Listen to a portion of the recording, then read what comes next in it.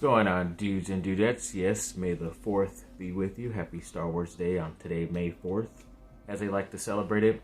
I know some people like to do Revenge of the 5th, which is tomorrow, which kind of deals with the Episode 3 movie, like messing around with that title, but I don't know. It's definitely May the 4th to me, so maybe we might get some good Star Wars news. Maybe not, most likely, but either way, happy May the 4th to you. You can probably see some Darth Vader, some other Star Wars stuff behind me, all around me. So either way, it's a great day. So let's get into some stuff before the actual game 2 tonight of the Lakers. I was maybe waiting to do 2 games at once, but kind of decided that there was still enough news to talk about to make a video right before, so I don't have to wait until tomorrow to maybe talk about a loss and not a victory. So let's get going with this.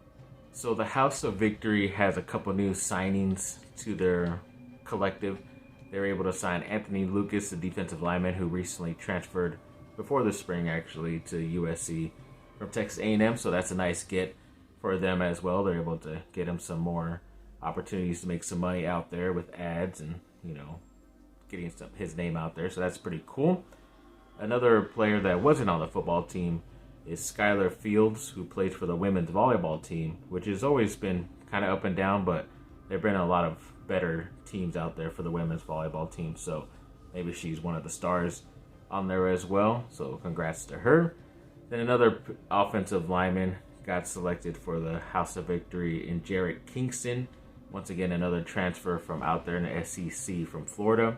Recently came before the spring, so congrats to him. And then another guy who pretty much everyone said that he got some type of big money bag for coming back to USC, even though I think it was more of the news he got back from the evaluation from the NBA in Boogie Ellis, but he has also signed with the House of Victory as well, returning for his final senior season, or super senior season as they've been calling it, because a lot of these guys are getting that COVID extra year and staying in college for like ever, it seems like. But yeah, hoping he could bring some good stuff to the basketball team in the near future, at least the end of this year, and we'll see what happens. But yes, another signing to that House of Victory collective. We'll be talking about another one that just jumped up, another collective to try to get some more money out there for student athletes, but we'll talk about that in a bit. And then USC was one of 3 schools during the NFL draft that just happened recently. I forgot I didn't talk about this. I had it in my notes, but for some reason didn't say it. But they are one of 3 teams to have at least one player selected in what is called the Common Draft era. So I don't know exactly what that means. Like, is that when it went to officially 7 rounds only? So that's within the last, 20-something years, or maybe sooner. Because I know they used to do like 10 plus rounds, 15, I don't know. They used to do the draft like forever, which I'm glad they don't anymore. But yeah, 7 rounds is a pretty good deal. But to have a guy selected every single draft is pretty nice. And to be one of those 3 teams, I think it was like Florida, maybe Michigan, I think, were the other 2. But yeah, that's saying something for USC football. So definitely very proud of that. And speaking of that NIL collective, yes, they're called the Conquest. Let me get the name correct. Conquest Collective. I think they were named something Victory, but they didn't want to be mixed up with the House of Victory that is doing pretty good so far for a lot of those student athletes. But this Conquest Collective is another group of like ex-players and ex-alumni and all this stuff getting money together and NIL opportunities together for these student athletes to be able to make some money.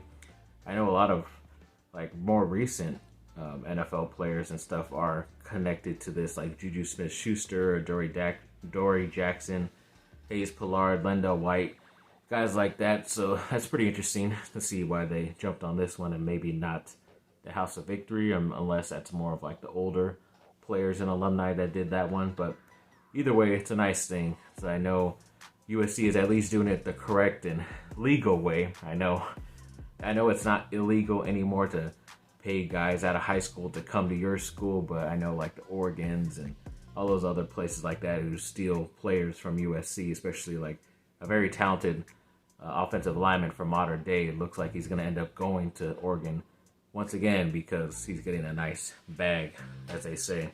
So either way, we'll see how long he stays there once that money dries up. But overall, I think this is a great way to do it, and they're still getting very talented players to come in through the transfer portal, which is nice, and that's very important too, because at least those guys have some playing, have been playing, whether it's been a couple years or have some playing time as well in another school for at least a year. So you know what they're all about. At least if they're not, if there's no character issues, then USC brings them in and they're willing to work and win for the team. So either way, I think this is a nice thing for the USC student athletes out there right now. And then On3 did a unit rankings, so rank like individually the quarterbacks, running backs, receivers, stuff like that for all of the college football teams. And USC is, of course, number one in the quarterback rankings. Not surprised because you have the reigning Heisman Trophy winner Caleb Williams returning, and even their backup Miller Moss is a really good player who was a 4-star quarterback when he was in high school and could pretty much start at more than half of the places in college, in my opinion, but decides to stay as a backup at USC because he might get one starting year after Caleb leaves next season. Maybe not, because another talented 5-star is right behind him, the freshman Malachi Nelson also. So pretty sure that's why USC got the number one ranking here, because of all the talent. Ain't too bad. There was another one of receiver rankings came out. USC is kind of known for being wide receiver U at times here and there, but apparently they had the rankings of number 5 overall in all of college football, which ain't too bad, but overall, I still think they could be one of the top guys out there. I know they would probably be ranked higher if they included the guys from last year, but either way, it's still being not bad being a top 5 overall. I'm pretty sure they'll outplay that, in my opinion. And another one that recently came out too was the running backs, but I didn't talk about them because somehow USC did not make it, even though they got a really good transfer in Marshawn Lloyd. Austin Jones played really well once Travis Dye went down last year for USC, and they got some really good looking freshmen, at least in the spring game, that I don't know why people aren't looking at them highly, but Quentin Joyner, Marion Peterson look really good for USC's future. So maybe they crack the top 10 at some point next season. I mean, they better, because you might lose Jones and Lloyd, but there's going to be a lot more talented guys out there coming into the team, in my opinion, at that position, especially because they got that next year's running back, the 4-star Brian Jackson also. So either way, a lot of talent, but it's kind of surprising they didn't even crack the top 10, in my opinion.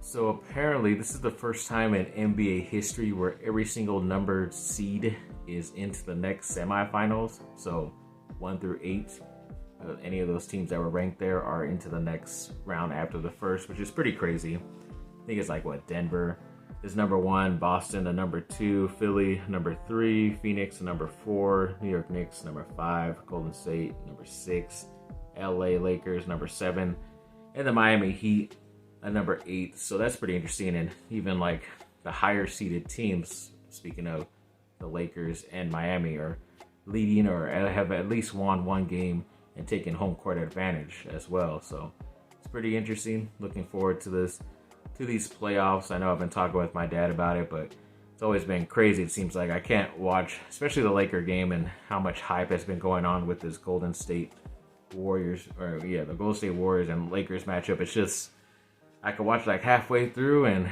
if it's close, or if I know if one team is leading more than the other, then I can maybe relax and watch, but I just can't if it's close. I just turned it off like I did the last game, but I'll get into that right now. And speaking of that last game, yes, the Lakers went on the road up to Golden State or Sacramento or wherever San Francisco it is, and ended up beating Golden State 117 to 112. It was pretty close towards the end because the Lakers had a 10-plus point lead, and then they let Golden State get hot, of course, but luckily they were able to hold them off and get the victory in the end. Golden State even tied up the game, but the Lakers still got the victory, which is still good. They are now leading the series 1-0, so that's always something good. Like I said, winning home court advantage. Can't be mad about that. And AD stepped up as well, ended up having 30 points, 23 rebounds, 5 assists, and many blocks as well. So doing it all over the court. Yes, he was the best player for the Lakers. I think even LeBron ended up chipping in 20 eventually. But yeah, overall, he's kind of been taking a back seat offensively the past couple games. Looks like he's looking to rebound and play defense more, use his energy there than score. I know a lot of his three-point shots are, I think he's taking more, which is not good for him, but I just don't think he has enough legs right now to just constantly continue to go in there with all that contact and stuff. So either way, it is pretty surprising because I think there was a stat out there that it's one of the first times that a team made so many more three-pointers in Golden State and still ended up losing the game compared to the team they played, which is pretty crazy because it's kind of weird because even the announcer at the time, it was early in the first half or right before halftime where he was like, oh my gosh, Golden State made another three, but it's like they're only either up by 1 or 2, or even at that time, they're only up by like 3 or 4, maybe pushing it. And it wasn't even that much because then the Lakers consistently came down, got their 2 points or got fouled and got their and ones or still went 1 for 1 or whatever. And they still chipped away. And I think even at halftime, the Lakers were up by 1 point. So yeah, you can make all those threes, but if you're not making the correct plays, and you would think the Warriors would have the home court advantage, and usually the referees play towards the home court team, but it was the Lakers that ended up getting more of the foul calls and stuff. So yeah, you could shoot many threes, but you're going to have to hit like 20 plus to 30 or something, whatever, 30 plus threes to beat this Lakers team, because LeBron is going to figure out a way to slowly but surely keep this game close if he can, and if it's not, then he's most likely going to save it for the next game. But either way, we'll see what happens tonight. I know Lakers should be ready to go. It's not like they have to travel far or even travel back far once the game finishes either, but I don't know. It's going to be tough to try to watch the full game, but we will see. So yeah, thanks for watching, people. Like and subscribe. Comment down below. Let me know what y'all think. Have a great rest of your day. Yes, may the 4th be with you. I don't know if I did like an intro video of some of the items I have on my wall behind me of Star Wars stuff, or I might throw it in here at the end, but either way, enjoy. Like I said, have a great rest of your day. Bye, fight on, and good luck to the Lakers tonight.